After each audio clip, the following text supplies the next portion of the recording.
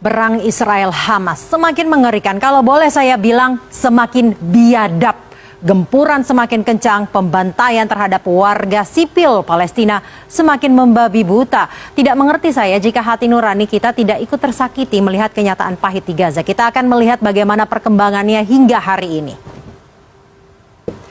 Sejak 7 Oktober, itu artinya sudah 28 hari perang terjadi di Gaza. Perkembangannya seperti apa? Total korbannya per pagi ini 9.000. Anak-anak ada 3.760, lebih dari 22.000 terluka. Dan tidak hanya di Gaza. Tidak hanya di Gaza, namun kita harus ingat juga masih terjadi di tepi barat atau Jenin.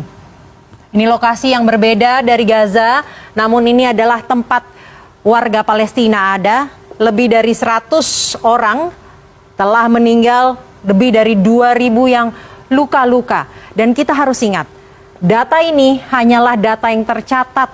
Kita tidak tahu berapa banyak yang belum ditemukan, masih hilang, belum tercatat, dan saat ini juga masih terjadi perang di sana yang menimbulkan korban jiwa.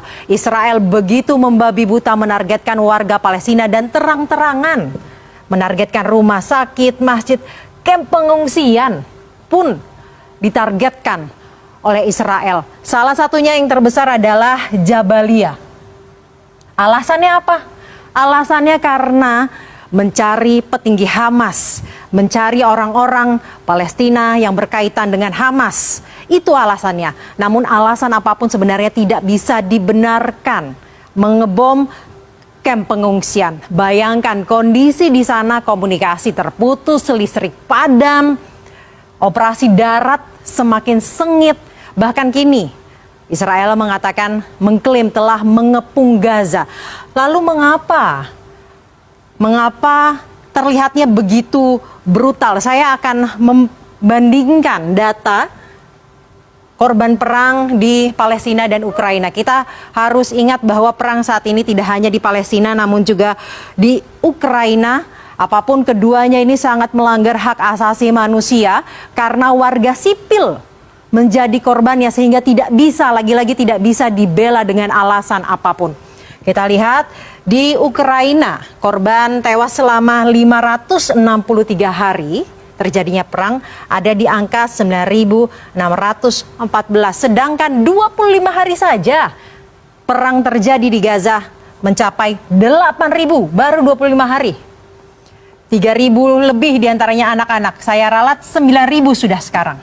Korban luka ada 563 hari mencapai 17.000. Sedangkan di Palestina 25 hari belum 1 bulan mencapai 24.000 lebih. Ini baru yang di Gaza. Tadi kita sudah bahas bahwa perang juga terjadi di tepi barat. Dan anak-anak menjadi korban. Setidaknya ya dari yang tercatat dari data ini. Itu artinya ada 156 anak tewas per jamnya.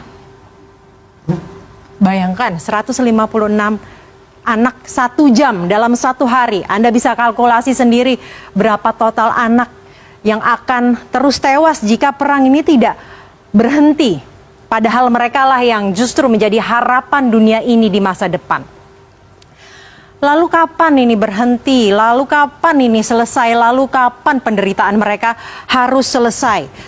Padahal dunia sudah berteriak-teriak, demo di mana-mana, mau di dunia nyata, mau di dunia maya, pemboikotan pun dilakukan di mana-mana.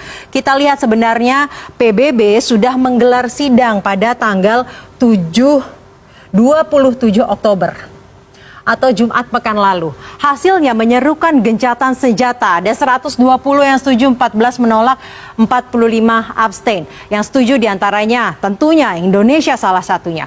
Arab Saudi, Uni Emirat Arab, Perancis, Swiss, Tiongkok, dan negara-negara yang setuju.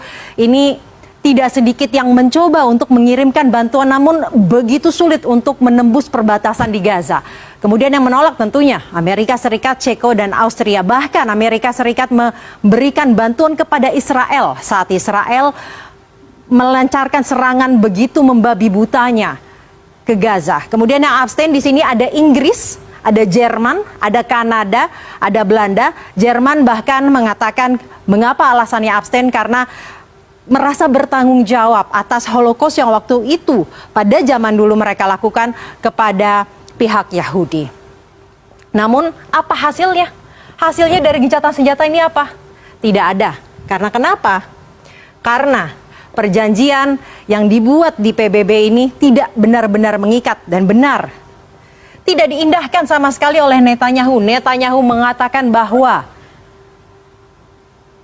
perang akan terus dilakukan hingga semua warga Hamas, ingat ya, Hamas, bukan Palestina, Hamas hilang. Namun warga Hamas yang ditargetkan oleh Israel yang harus menderita justru warga Palestina.